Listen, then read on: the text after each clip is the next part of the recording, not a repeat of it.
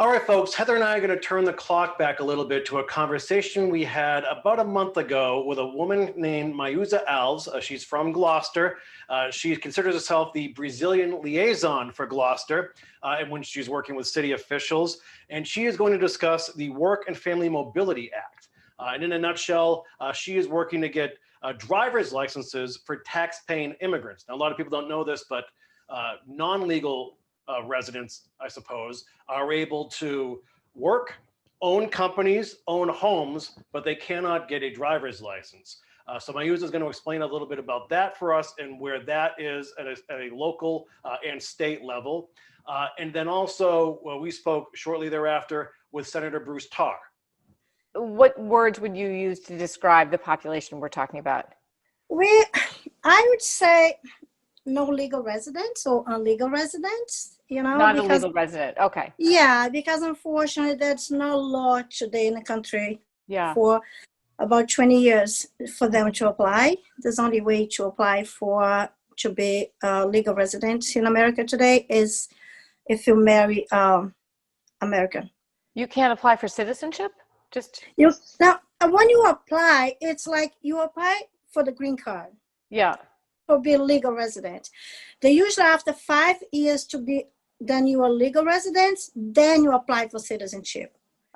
Let's say my friend who lives in Colombia finds her way across the border and calls me from New Mexico and says, Heather, can I come live in Massachusetts with her 2 daughters?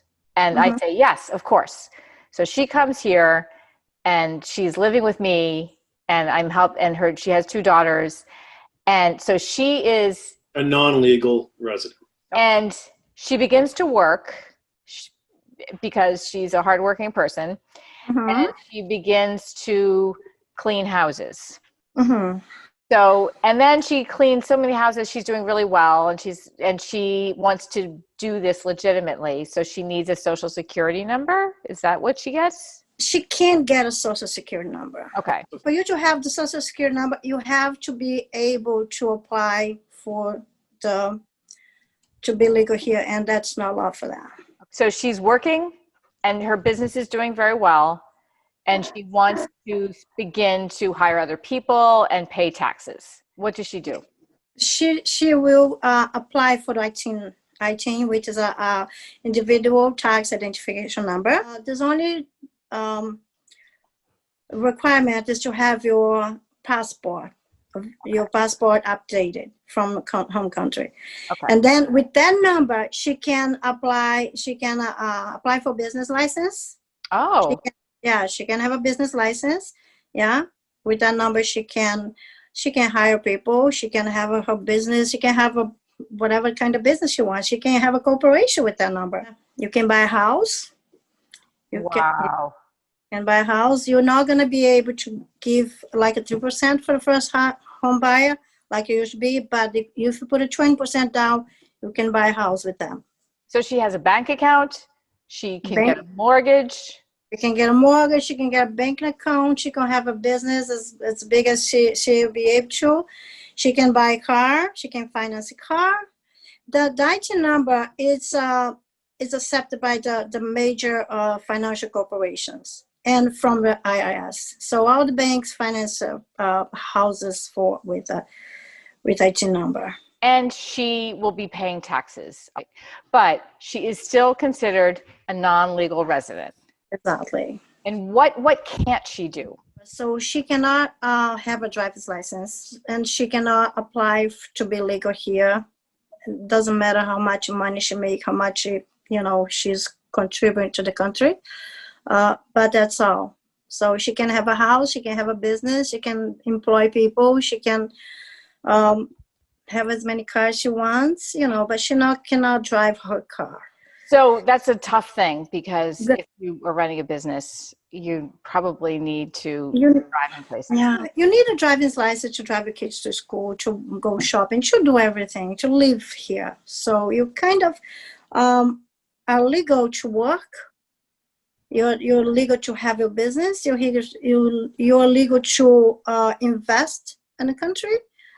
but you're not legal to drive, which is make it very difficult. People, how are you going to pay somebody to drive for you to go to work?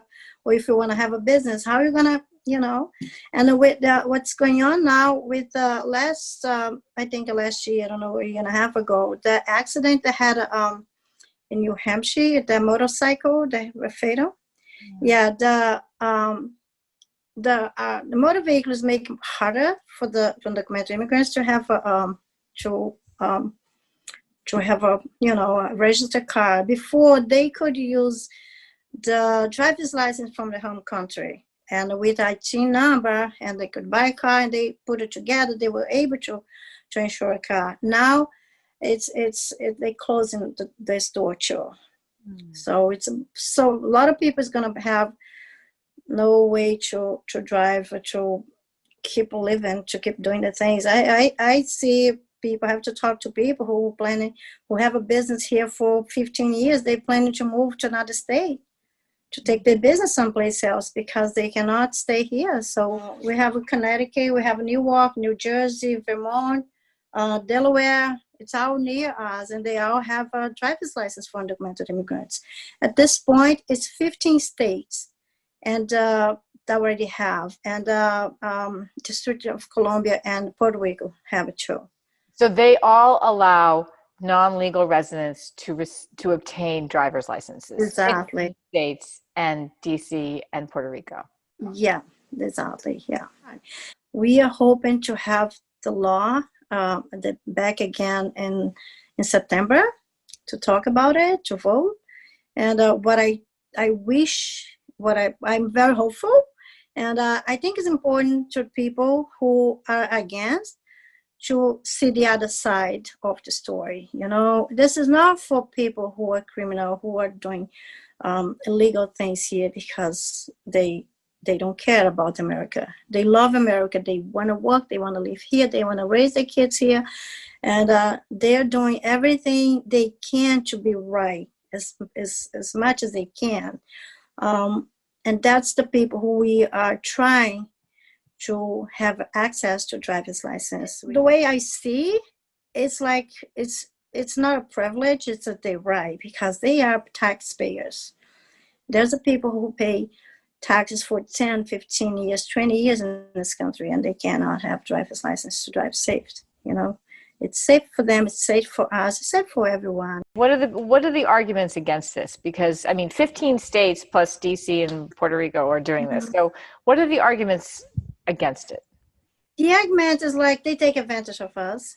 People don't know. When you talk about immigrants pay taxes, a lot of people, what I get to understand with those get involved with the people who and talk about it and in politics too, is like they assume when you say immigrants pay taxes, they assume it's sales taxes or excise taxes, but they don't really know about this number that they get from IRS. They go and ask for, I want to pay taxes in this country. I want to do the right thing as much as I can in this country. So, and would the IT, it's an IT number, right? Yes. That would be the document that they would be able to use if some sort of legislation was passed allowing non-legal residents to obtain driver's licenses. They would use that tax number. Yes. What we're trying to do is to be qualified, you have to be paying taxes. You have to bring like 2 or 3 years of income tax and prove that you're paying taxes. That's going to be the requirement. You have to prove that. And the IT number, if you don't file your taxes, that's not valid. So to reactivate it, you have to file taxes every year. Which is proving that you're working. Every weekend, exactly. Yeah. So that's why we're trying to do it. In September, they're going to start to talk again to try to pass this law. We already have a lot of legislators involved. And what is the name of the organization that you're working with?